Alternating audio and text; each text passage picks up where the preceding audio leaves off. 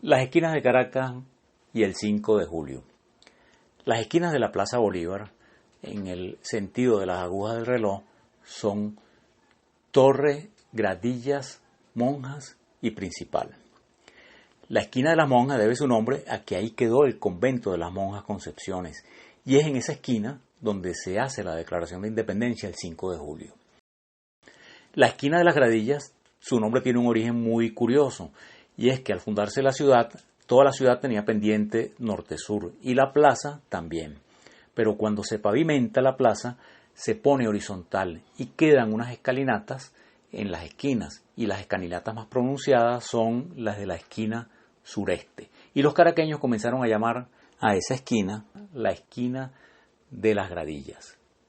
En esa esquina quedaba lo que se llamó la Casa del Vínculo, que fue una casa que heredó Simón Bolívar de su padrino Juan Jerez de Aristigueta, que creó una institución que se llamaba el Mayorazgo de la Concepción, al que vinculó esa casa y otras propiedades. Cuando él se casa con María Teresa Rodríguez del Toro, entra en posesión de esos bienes y viene con ella, y es ahí donde vive el poco tiempo que vive en Caracas María Teresa, y es ahí donde muere María Teresa Rodríguez del Toro en 1803.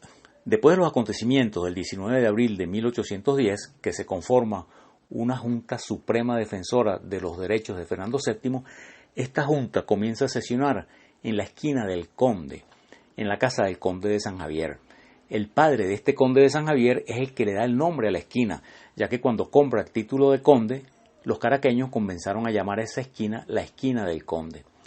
Y en la casa del Conde de San Javier comienza a sesionar esta junta que toma varias decisiones muy importantes. Una de ellas es convocar a elecciones, ya que esa junta estaba conformada básicamente por caraqueños. El 19 de abril fue básicamente un movimiento caraqueño. Entonces deciden incorporar al resto de la Capitanía General, y este congreso es muy importante, ya que es el primer congreso de Hispanoamérica. Es el segundo congreso de América después del Congreso de los Estados Unidos.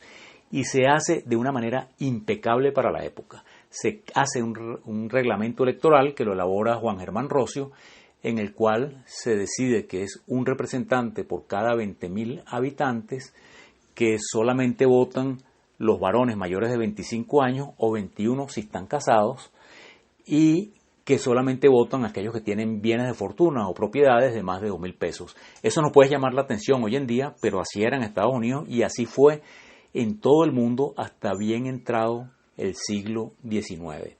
Entonces se convocan estas elecciones y el Congreso se instala en esa misma casa del Conde, en la esquina del Conde, el 2 de marzo de 1811. Pero otra de las decisiones importantes que ha tomado esta Junta Suprema fue enviar delegados a varios países, Estados Unidos, Nueva Granada e Inglaterra. Y en particular envían a Inglaterra a Simón Bolívar, Andrés Bello y Luis López Méndez. Aunque llevaban órdenes expresas de no relacionarse con Francisco de Miranda, fue inevitable. Por lo demás, Luis López Méndez era sobrino político de Miranda, estaba casado con una sobrina de Miranda. Pero se relacionan y admiran a Miranda y se entabla una gran amistad. Tanto así que por una parte Andrés Bello y Luis López Méndez se quedaron viviendo en la casa de Francisco de Miranda de Londres muchísimos años. Y por otra parte, cuando Bolívar regresa a Caracas, Miranda le encomienda que traiga 62 tomos de sus archivos personales. El 63avo se lo queda a él, ya que era el que estaba escribiendo. Pero una condición que ponen las autoridades inglesas es que no podían regresar en el mismo barco. Ellos no querían molestar a las autoridades españolas, al Consejo de Regencia, apoyando que Francisco de Miranda, que era enemigo declarado de España, viniera en el mismo barco que Simón Bolívar. Entonces llegan con unos días de diferencia. Bolívar el 5 y Miranda el 10 de diciembre de 1810. Y el 14 de diciembre, Francisco de Miranda llega a Caracas y es recibido por Simón Bolívar en esa misma casa del Vínculo en la esquina de Gradillas. Pero al sur de la esquina de Gradillas está la esquina de Sociedad, que debe su nombre a que ahí funcionó la Sociedad de Economía y Amigos del País, mandada a establecer por el rey Carlos III. Pero ahí se reunía lo que se llamó la Sociedad Patriótica, y Bolívar y Miranda comienzan a participar de esa Sociedad Patriótica y la convierten ya en un club revolucionario y político que presiona fuertemente por la declaración total de independencia. Y así las cosas, y cuando llegamos al 2 de marzo de 1811, se instala ese primer Congreso de Venezuela, que por lo demás fue el primero de Iberoamérica en esa esquina del Conde. Y 3 días después, el 5 de marzo, proceden a nombrar a los poderes públicos. Nombran a un poder ejecutivo, presidido por Cristóbal Mendoza, Juan Escalona y Baltasar Padrón, y a una especie de poder judicial presidido por Francisco Espejo. Pero a ese venezolano que tenía los mayores contactos internacionales en los Estados Unidos, en Inglaterra, en Francia, en Rusia, que tenía la mayor experiencia militar y política del país, que era Francisco de Miranda, lo ignoran por completo. Este Congreso comienza a sesionar ahí en la casa del Conde San Javier y no se decide a declarar la independencia. Mientras tanto, en la Sociedad Patriótica, que se reunía, como dijimos, en la esquina de Sociedad, en una casa que fue demolida. Hoy en día ahí está este edificio, pero ese edificio guarda un testimonio de la Sociedad Patriótica, que es esta placa que dice: en esta casa vibró la palabra revolucionaria de la Sociedad Patriótica, verbo de la emancipación nacional, porque la Sociedad Patriótica definitivamente fue un factor importante en los acontecimientos que desencadenaron la Declaración de Independencia del 5 de julio. Estamos entonces que el Congreso, que sesionaba en la esquina del Conde, se muda a la esquina de Monjas, a la capilla de Santa Rosa de Lima, que formaba parte de la Universidad de Caracas, lo que es hoy la Universidad Central de Venezuela, y que originalmente fue el Seminario de Santa Rosa de Lima. De ahí a que la capilla donde se reúnen a sesionar se llama la capilla de Santa Rosa de Lima. Y por otra parte, Francisco de Miranda es aceptado, es admitido como representante del Pao, una ciudad de la provincia de Barcelona, y comienza a participar de las discusiones del Congreso también a finales de junio. Y se dan unas discusiones que dice Tomás Polanco Alcántara textualmente: era la discusión más sabia e importante quizá que la América Española había presenciado, ya que ahí se comienzan a discutir los motivos o las razones para declarar o no la independencia. Vamos a señalar algunas de estas discusiones. Una era que, claro, se estaba siguiendo el ejemplo de los Estados Unidos. Entonces había gente que decía: Estados Unidos tenía 3 millones de habitantes, Venezuela escasamente tiene 1.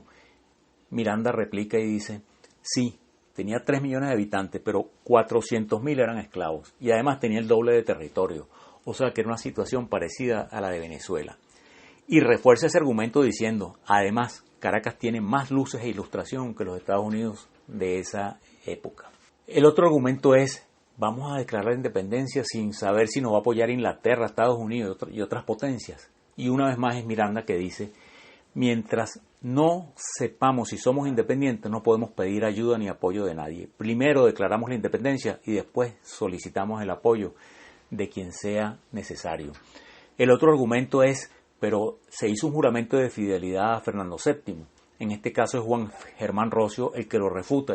Sí, se hizo un juramento, pero este juramento dejó de ser válido a partir de que Fernando abdicó en Bayona. Van pasando los días y llegamos al 5 de julio y el Congreso se reúne y debate en privado, a puertas cerradas, acerca de la independencia. Y finalmente se hace la votación y gana por casi unanimidad la declaración de independencia. El único que se abstuvo fue el padre Manuel Vicente Maya, representante de La Grita. Y a las 3 de la tarde, Francisco de Miranda, eufórico, toma su bandera, seguido por los miembros de la Sociedad Patriótica, recorre la ciudad y llega finalmente a la Plaza Mayor, a la hoy Plaza Bolívar, donde enarbora su bandera en el mismo sitio donde pocos años atrás habían quemado su imagen y ofrecido dinero por su captura. Todos estos acontecimientos ocurrieron en la Plaza Bolívar y en sus alrededores, que los invitamos a recorrer y a disfrutar.